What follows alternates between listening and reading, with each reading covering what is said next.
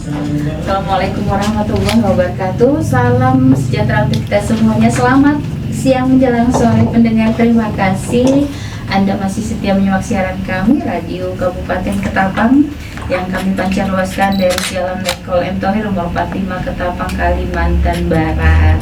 Alhamdulillah, di kesempatan hari ini, hari Kamis tanggal 17 April 2025, kita berjumpa kembali dengan Jaksa Menyapa. Dan untuk kesempatan hari ini, Jaksa Menyapa temanya sama dengan bulan lalu. Jadi kita hanya mengulang beberapa hal yang sudah kita sampaikan di bulan Maret 2025 yang lalu untuk lebih mengingatkan kembali kepada seluruh masyarakat Kabupaten Ketapang. Baik, saya Wilia akan menyapa langsung narasumber kita, yaitu Bapak Junior Willem John Latumeten, Sarjana Hukum. Beliau adalah jaksa fungsional Seksi Intelijen Kejaksaan Negeri Ketapang. Selamat siang menjelang sore, Bapak. Selamat siang menjelang sore, Ibu, dan selamat siang menjelang sore bagi seluruh pendengar setia radio RKK. Di 95.2 MHz. Pak, saya biasanya panggil Pak Junior ya.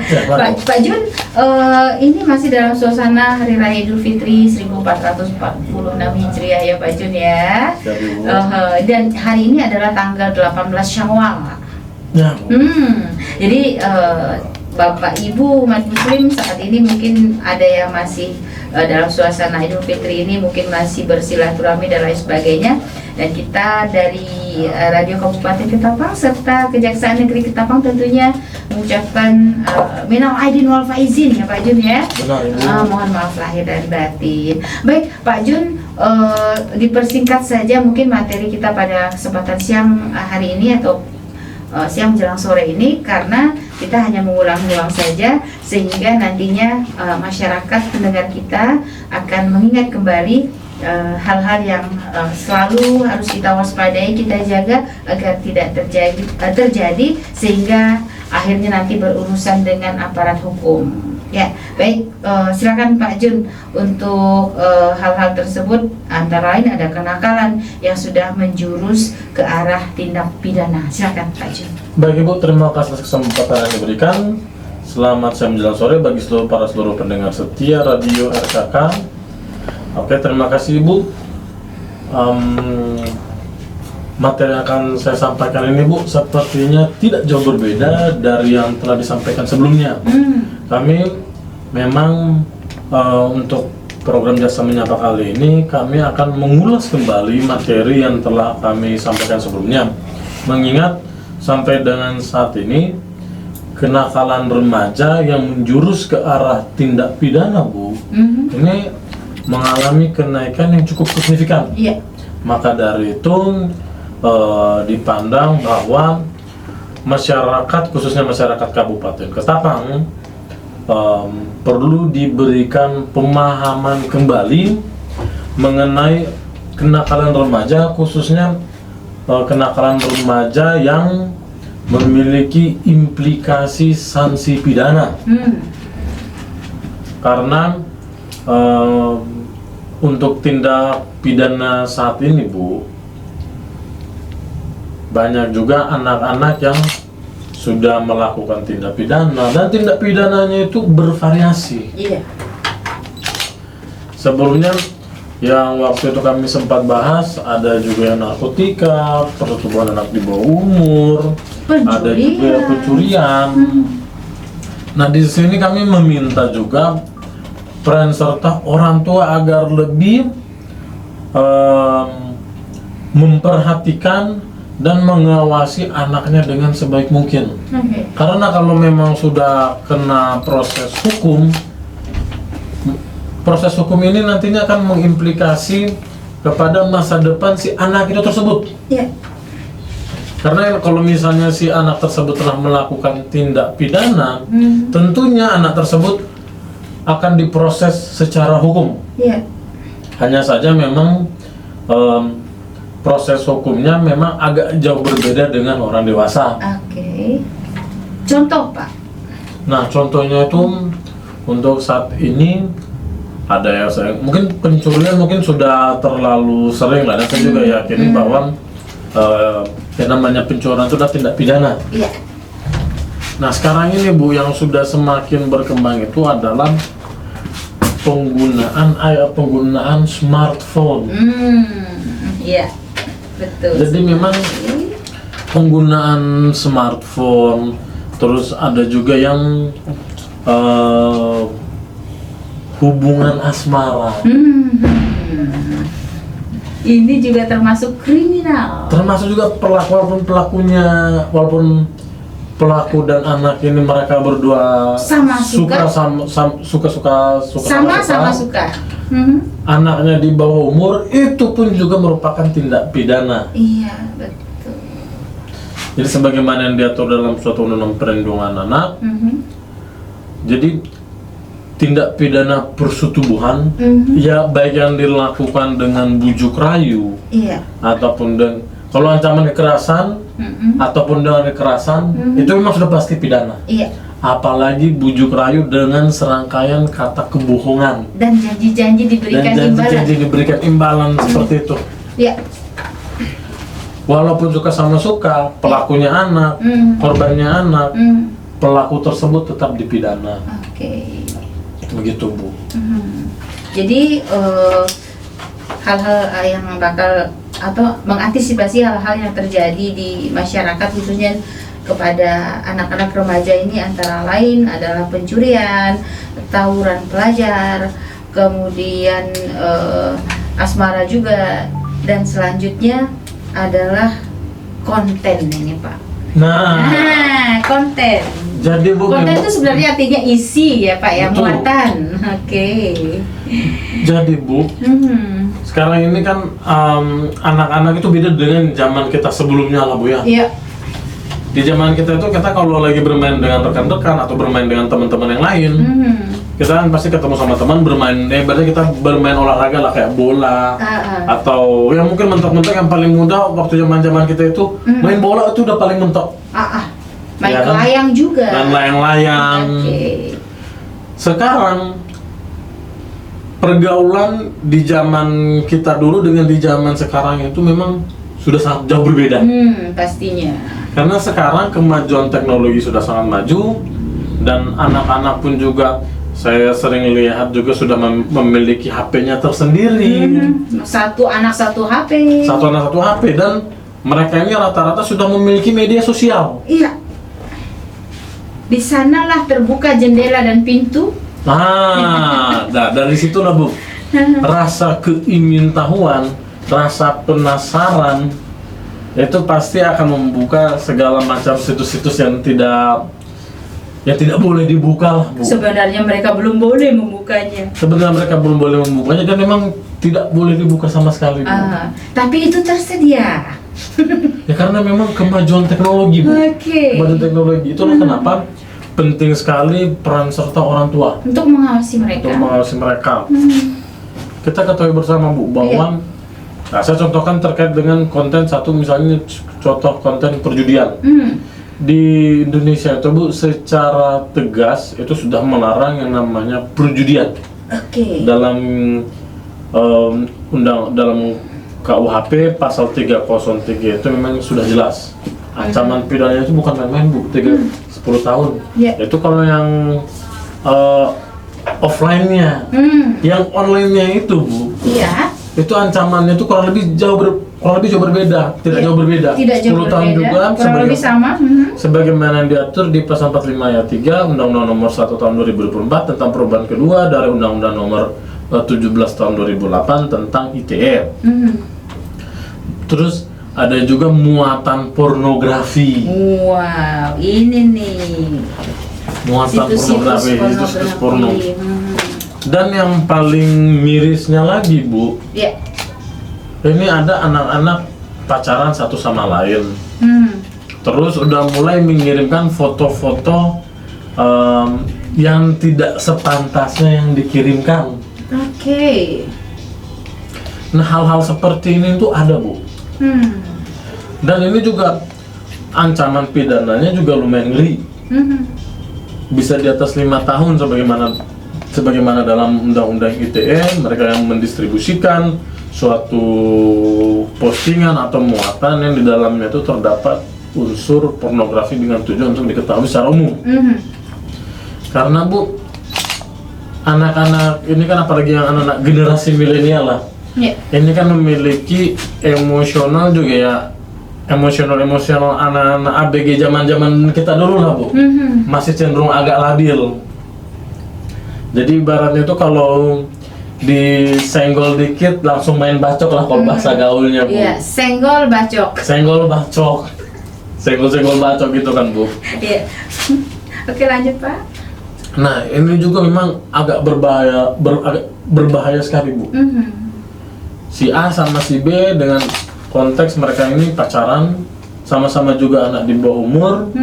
Lalu dalam hubungan mereka berpacarannya ini, si laki-laki minta dikirimkan suatu foto, yang mana fotonya itu terdapat gambar bagian tubuhnya si anak tersebut. Perempuan. Oke. Nah, bagaimana nanti jika foto tersebut tersebar? Karena yang namanya dunia, yang namanya digital itu memang sangat berbahaya.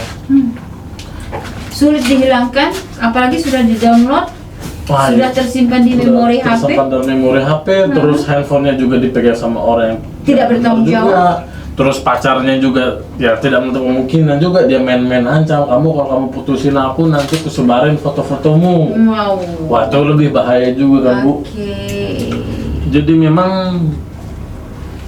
di sini diperlukan peran orang tua yang lebih peran orang tua ini lebih ke dalam lagi kepada anaknya. Jadi memang si anak ini memang harus didampingi, diawasi dengan sebaik mungkin. Jadi memang tidak bisa anak-anak tersebut kita langsung lepaskan begitu saja tanpa dibekali dengan suatu ilmu agama dan juga ilmu kesopanan, dan juga diperlukan campur tangan orang tua dalam tumbuh kembangnya si anak tersebut. Oke. Demikian ya Pak, luar biasa ini. Nah, yang berikutnya adalah jerat hukum untuk penyebar hoax atau berita bohong. Nah, ini juga nih kadang-kadang di kalangan remaja, pengguna sosial media, bahkan tidak hanya remaja tapi hampir semua kalangan pengguna sosial media main share aja berita-berita yang muncul di layar HP mereka. Gimana nih Pak? Nah, jaksa. Benar juga Bu. Nah, jadi dalam setiap berita-berita atau suatu postingan yang kita lihat di media sosial itu jangan kita langsung percaya sepenuhnya. Karena sejaman sekarang ini Bu, dengan kemajuan teknologi yang maju dan berkembang, orang, atau nggak kita sebut orang, kita sebut saja pihak-pihak tertentu. Pihak-pihak tertentu dengan mudahnya mereka ini bisa membuat suatu website, yang mana websitenya ini dibuat seolah-olah seperti website suatu berita, yang mana berita tersebut ternyata mengandung unsur kebohongan. Di samping unsur kebohongan, ternyata ini tuh mengandung unsur yang bisa mengarah ke hate speech, ujaran kebencian. Nah, itu juga ada juga Bu, diatur di Undang-Undang ITE terkait dengan postingan atau suatu muatan yang misalnya itu berisikan suatu kabar bohong yang dapat merugikan kerugian konsumen, memiliki potensi bukan potensi tapi memiliki sanksi pidana. Sebagaimana diatur dalam Undang-Undang ITE, kurang lebih di pasal 27 ayat 2 atau ayat 1, di mana ancamannya ini Bu bisa 6 tahun penjara. Luar biasa, lama loh 6 tahun itu. Itulah, memang sangat lama. Kalau sekolah dari kelas 1 SD sampai kelas 6 SD dapat ijazah 1. Dapat ijazah 1 lah Bu. Iya. Oke. Jadi memang nggak boleh kita sembarang percaya terhadap suatu postingan-postingan tertentu Bu. Karena yang namanya dunia maya itu Bu, kita belum tentu orang yang wajahnya itu termunculkan di akun media sosial itu adalah orang yang sama. Atau bisa jadi aja orang ini memakai foto orang lain. Oke. Udah gitu sekarang udah zaman AI. Nah, ini juga memang agak sangat merisaukan juga Bu. Karena di zaman AI sekarang kan Bu, orang ini bisa diedit seolah-olah dia menyampaikan sesuatu, padahal bukan dia orangnya. Suaranya juga bisa disamar-samarkan. Nah, pokoknya sekarang tuh, aduh, luar biasa banget Pak John. benar. Dan saya khususnya bersyukur karena ketemu zaman dari mulai kaset pita sampai sampai nggak perlu kaset lagi. Nah. Bener nggak sih Pak John? Bener. Pak John sempat ketemu kaset pita? Sempat Ya. Oke. Baik, lanjut Pak John. Itu tadi soal hoax. Nah, itu baru soal hoax. Selanjutnya adalah bullying. Nah, mungkin juga lebih masalah bullying. Ini bullying ini lagi rame-rame banget. Bahkan bullying ini sampai mengakibatkan hilangnya nyawa. Benar. Pelajar, mahasiswa, calon mahasiswa dan seterusnya. Lanjut Pak John. Nah, terkait dengan bullying itu Bu ya, atau yang kita kenal dan istilah di bahasa Indonesia itu adalah suatu perundungan. Iya. Jadi yang mana antara salah satu orang ini melakukan sesuatu baik itu kekerasan fisik maupun non fisik, dalam kurung adalah kekerasan secara verbal yang mana dengan tujuan untuk menyakiti orang tersebut atau menundukkan orang tersebut itu. Nah, bullying ini Bu punya punya sanksi pidananya juga Bu. Iya, ada diatur dalam undang-undang. Dalam undang-undang ketika dia melakukan kekerasan itu ada di Undang-Undang Pasal 351 ayat 1 KUH pidana. Terus ada juga di Undang-Undang Perlindungan Anak Pasal 80 ayat 3 yang melakukan kekerasan baik secara sendiri maupun secara bersama-sama juga terhadap seorang anak. Nah, itu juga ancaman pidananya itu juga bisa di atas 5 tahun juga Bu. Untuk pasal 80 ayat 3 itu kurang lebih paling tinggi itu ancamannya 3 tahun 8 bulan. Oke. Luar biasa. Ini bullyingnya ada dua versi nih, versi fisik dan versi verbal dan sosial. Fisik itu tadi bisa berantem gitu ya. Bisa berantem Bu. Bisa di sasaran bullying ini korbannya ditendang mungkin atau ditonjok dan lain sebagainya. Kemudian untuk verbal dan sosial seperti apa nih Pak John? Nah, dalam mereka melakukan secara verbal ini ataupun biasanya kan sudah maju teknologinya Bu ya. Cenderung mereka ini menggunakan melalui media sosial. Media sosial itu kan tuh zaman sekarang ini ada yang namanya, mungkin kalau Facebook mungkin orang udah jarang. Orang kan mungkin lebih pakainya itu TikTok. Instagram, TikTok. TikTok dan Instagram. Nah, dua media sosial ini lah Bu yang memang orang bisa dipakai. Media sosial nomor 1 sekarang adalah Instagram, kemudian kedua adalah TikTok. Nah, ketika melakukan satu perundungan itu kan Bu, biasanya itu entah itu mereka buat suatu postingan yang mana postingannya ini baik dengan gambar ataupun dengan video, yang mana gambar yang terdapat dalam postingan tersebut terus terdapat caption atau kalimat yang ada dalam kata-kata tersebut ternyata mengandung ujaran kebencian. Nah, biasanya Bu adanya juga suatu ujaran kebencian yang diarahkan terhadap suatu suku, agama dan ras. Nah, ini juga memiliki sanksi pidananya juga Bu. Apalagi membuat suatu postingan yang mana menyebarkan suatu berita bohong dengan tujuan untuk merendahkan harkat dan martabatnya orang itu Bu, itu juga ada sanksi pidana sebagaimana diatur di pasal 45 Undang-Undang ITE. Ancaman pidananya juga 6 tahun Bu. Lumayan berat. Bu. Bisa untuk ini ngambil S1. Nah, bisa S1. Malah lebih. Bisa lebih. Kalau 3,5 bisa dapat cum laude. Iya, dapat cum laude. biasanya kan S1 itu minimal ya 4 tahun. Ya, Bu. Berarti masih ada 2 tahunnya lagi. Masih ada tahunnya lagi. Bisa untuk ambil S2. bisa. Dapat 2 ijazah Dapat Pak 2 Jon. ijazah. Pak Jon ya. Oke. Nah, teman-teman harus diantisipasi, diwaspadai ketika Anda ingin berkomentar di sosial media ya Pak Jon ya. Betul. Pikirkan terlebih dahulu, walaupun postingan yang Anda baca itu atau yang Anda tonton sangat-sangat menyakitkan hati Anda dari segi apapun, tapi untuk Anda berkomentar, tahan dulu, pikirkan efek sampingnya, ya kan Pak Jon ya? Betul, karena ditakutkan nanti apa yang dia ketik Iya. nantinya memiliki implikasi pidana nantinya, Bu. Nah itu dia, nanti dilaporkan sama pihak-pihak tertentu dan akhirnya bisa diproses hukum. Betul. Baik, selanjutnya adalah penyalahgunaan narkoba. Ini juga remaja, bahkan orang dewasa dan orang tua ini Pak Jon. Penyalahgunaan narkoba ini gimana Pak Jon?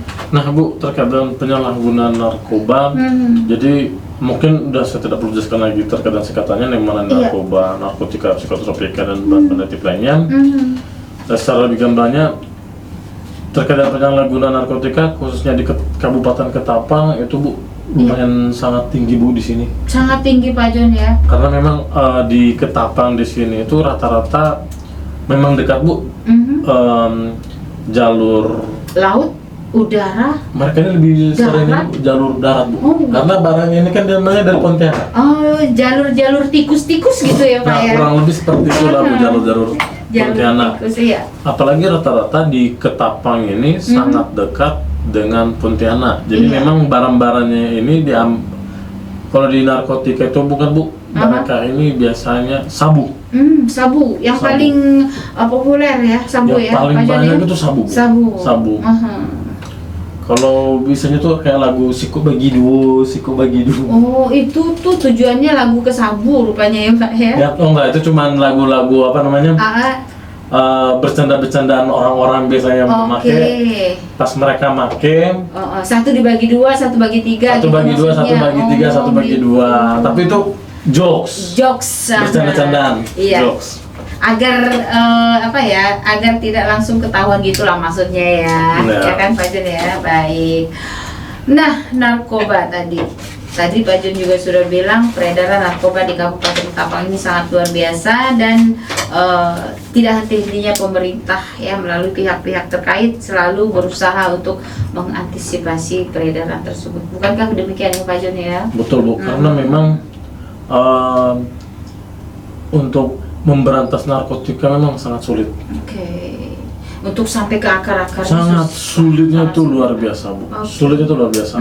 Maka dari itu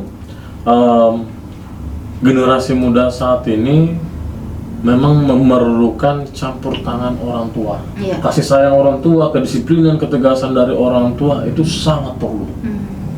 Agar orang tua ini bisa memberikan contoh, teladan, pembelajaran bagaimana kita bisa bertahan dalam menghadapi tantangan hidup. Karena yang namanya generasi milenial pasti akan ada waktunya, ada masanya mereka akan terlepas dari orang tua. Pastinya. Ibu punya anak Bu? Alhamdulillah punya anak. Punya. Oke. Ibu kan juga dulu pernah merasa muda. Oh, pernah banget. Pernah banget. Iya, pernah banget. Kalau belum pernah muda berarti gak sampai setua ini. Lanjut. Ibu kan juga pasti udah pernah tahap menjadi anak muda dan akhirnya ibu di tahap menjadi orang tua. Bahkan juga sampai ibu punya cucu. Iya, punya sudah. cucu. Dan ibu kan dari pergumulan hidup yang pernah ibu jalani, pastinya ibu mencoba bangkit dan menghadapi setiap masalah dengan menghadapi masalah, tantangan dengan tetap berpegang teguh pada ilmu agama yang telah diajarkan orang tua ibu sebelumnya. Pastinya Pak. Karena sebagai orang beragama Bu, kita ini kan berserah kepada Sang Pencipta. Ketika kita dirundung satu masalah, Tuhanlah yang punya kuasa untuk membantu dan menopang kehidupan kita. Tentu tidak jauh lepas dari campur tangan orang tua yang mengajarkan kepada anaknya untuk tetap memegang teguh nilai agama, nilai kesopanan, dan juga nilai-nilai adat istiadat yang baik tentunya. Oke. Karena Bu, yang namanya pergaulan yang buruk itu tuh merusak kebiasaan yang baik. Iya. Apalagi narkotika. Kita katakan bersama Bu bahwa narkotika, penyalahgunaan narkotika ini memiliki sanksi pidana. Iya. Yang mana sebagaimana diatur pasal 112 ayat 1 Undang-Undang Nomor 35 Tahun 2009 tentang narkotika menjelaskan bahwa setiap orang yang memiliki, menyimpan, menguasai atau menyediakan narkotika golongan 1 itu ancaman pidananya itu 4 tahun sampai dengan 15 tahun. Wow. Itu minimal Bu, minimal 4 tahun. Minimal 4 tahun, maksimal 15 tahun. Oke. Ada juga pasal 114 ayat 1. Mereka yang menjadi perantara transaksi jual beli narkotika, membeli narkotika golongan 1 yang bukan tanaman, ancaman pidananya itu 5 tahun sampai dengan 20 tahun. Berat semua itu. Berat. Dan baik itu mau anak kecil ataupun orang dewasa tetap kena. Ya. Dampak lainnya juga banyak sekali.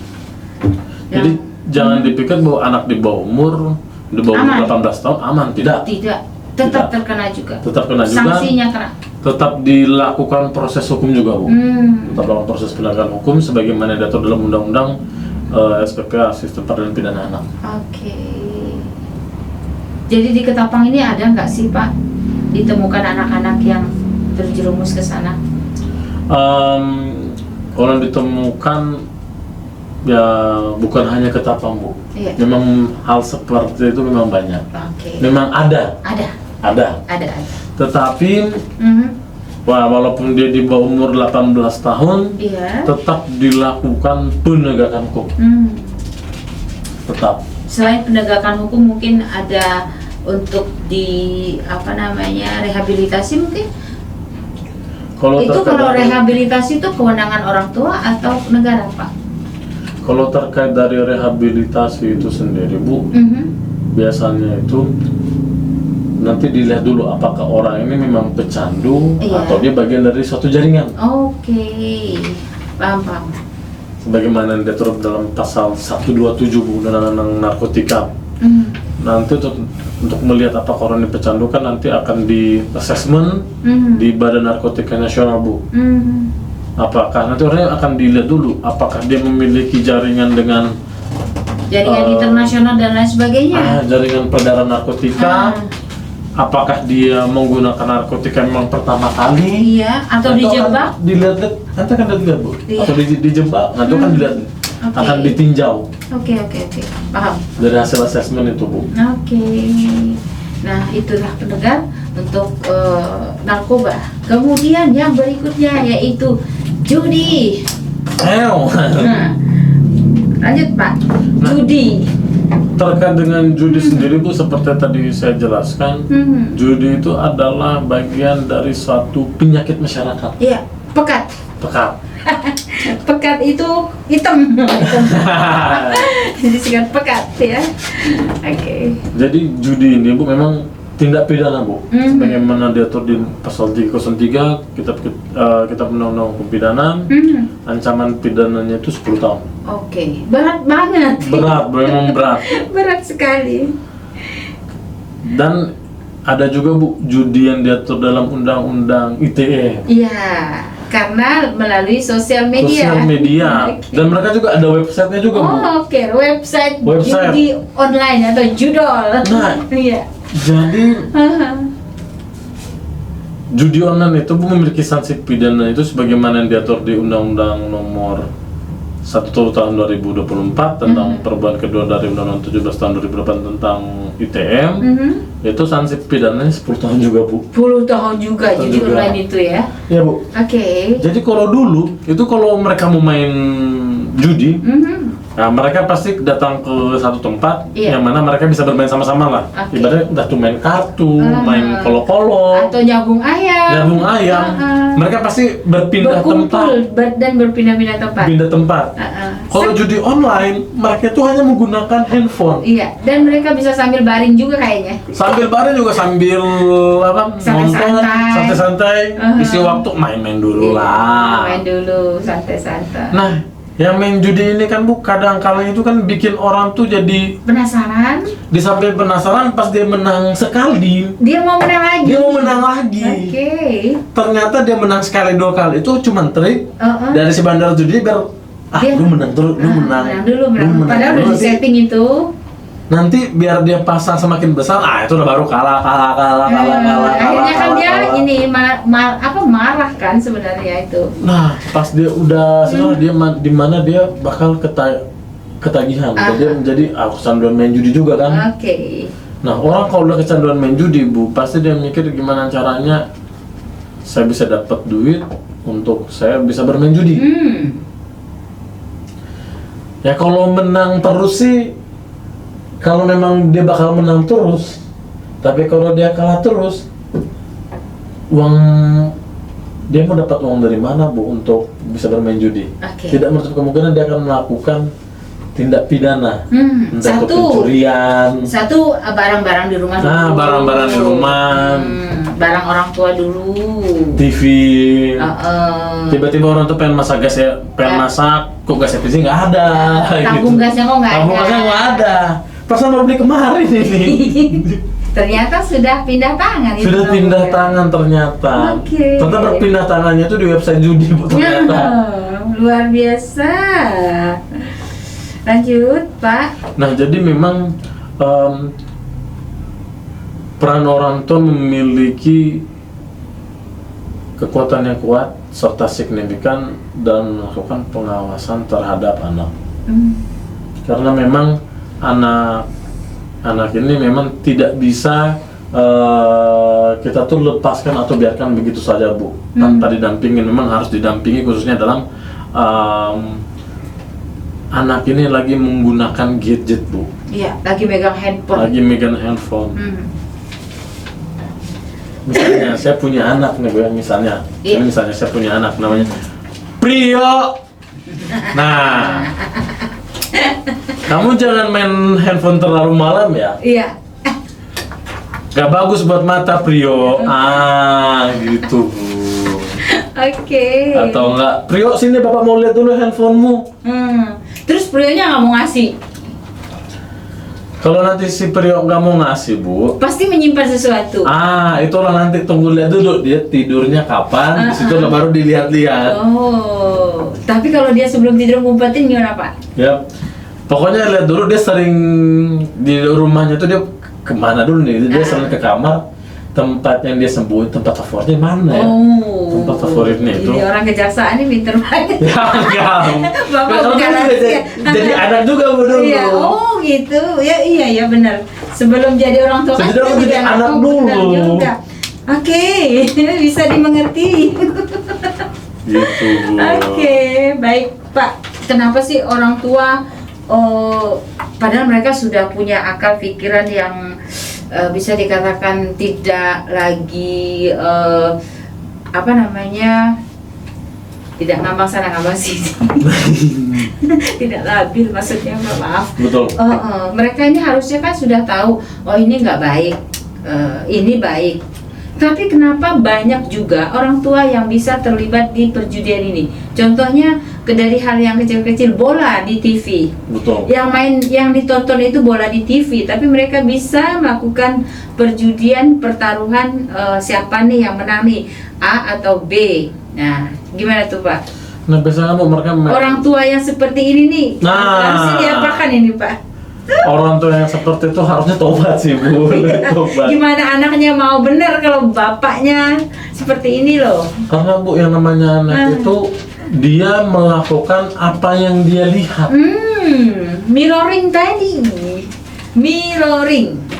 Jadi kita mau nasihatin gimana pun kalau tidak bisa menjadi teladan yang baik, Contoh yang baik.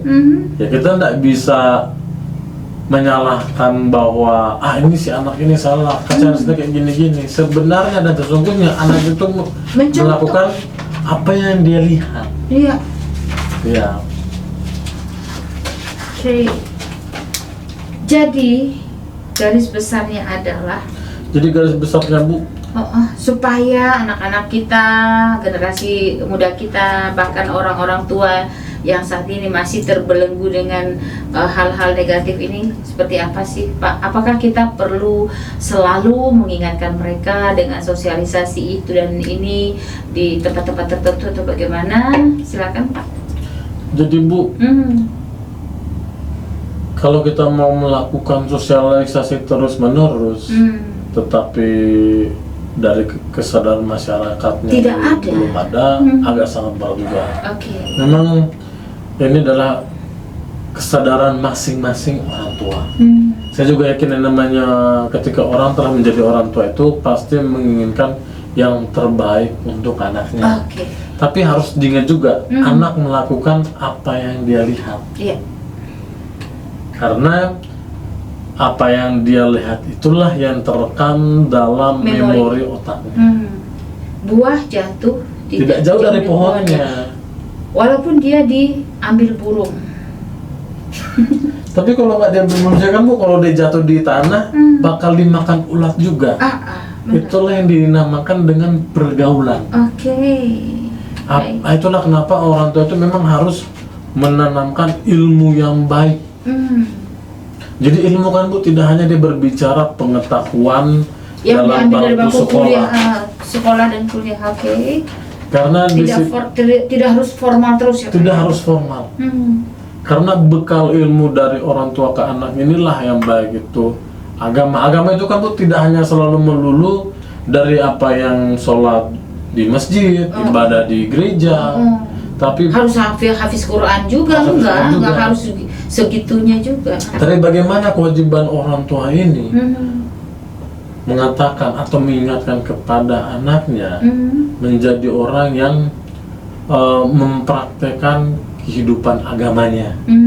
Jadi di samping mengingatkan, orang tuanya juga menjadi contoh teladan juga. Iya, mengerjakannya. Itu Bu. Iya. Nanti dia enak jawab, disuruh bapaknya ke masjid, bapak aja sholat di rumah. Atau bapak aja nggak sholat. Itu lebih menyakitkan lagi tuh. Jadi sebelum kita menyuruh anak, kita tunjukkan bahwa kita mengerjakan itu ya Pak ya. Baik. Karena memang organisasi terkecil dalam suatu wilayah itu adalah suatu keluarga. Harta yang paling berharga adalah keluarga. Keluarga Cemara ya Pak ya. Baik. Terakhir Pak, untuk remaja kita nih yang saat ini mungkin lagi mereka lagi gairah-gairahnya karena jiwa muda dan sebagainya, agar mereka tidak sampai terjerumus ke hal-hal kriminal tadi. Baik Bu. Pertama mungkin menjaga pergaulan, melihat mana pergaulan yang mesti dijauhi, mana pergaulan yang baik untuk ditiru. Sebenarnya yang paling utama itu adalah mendekatkan diri dengan Tuhan. Yang kedua menjaga pergaulan. Yang ketiga mencari kebiasaan-kebiasaan positif yang baik, kayak olahraga, hiking, panjat gunung, atau yang memiliki nilai-nilai positif lah Bu. Atau yang menabung. Karena ketika kita memilih suatu pergaulan yang tidak baik dan memiliki implikasi sanksi pidana, hal tersebut nantinya akan menjadi suatu penyesalan. Penyesalan adalah sesuatu yang ibaratkan nasi sudah basi atau nasi sudah jadi bubur. Masih mending jadi bubur. Masih jadi bubur. Kalau pakai ayam kan jadi bubur ayam Bu. Tapi kalau sudah basi, dibuang. Karena yang namanya penyesalan itu datanya pasti di akhir. Kalau di depan namanya pendaftaran. Iya, betul, pintar. Itu Bu. Iya. Baik. Mungkin itu aja Bu untuk generasi muda. Adik-adik pelajar, generasi muda, mahasiswa juga, bahkan bapak-bapak dan ibu-ibunya, karena tidak menutup kemungkinan yang melakukan judi online ini bukan hanya bapak-bapak, tapi ada juga ibu-ibunya, karena memang godaannya sangat luar biasa untuk judi online ini ya Pak Jaksa Betul, ya. betul. Baik, terima kasih banyak Pak Junior Willem John Latumeten. Beliau adalah jaksa fungsional seksi intelijen Kejaksaan Negeri Ketapang. Atas waktunya Pak, sudah berbagi ilmu, dan insya Allah nanti hari Senin kita jumpa kembali ya Pak ya. Ya Bu. Ya, dengan tema yang berbeda dan narasumbernya mungkin ada tambahan lagi.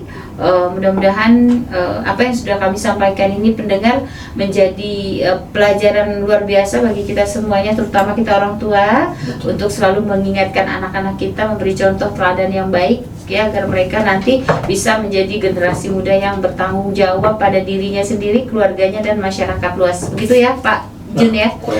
Baik, kurang dan lebihnya pendengar kami mohon maaf apabila ada hal-hal yang tidak berkenan, dan insya Allah coba kembali di lain waktu dan kesempatan. Saya Wilia dan teman-teman yang bertugas, ada Bang Tri, ada Kak Pia, dan Bang Ivan. Pak Jun terima kasih banyak.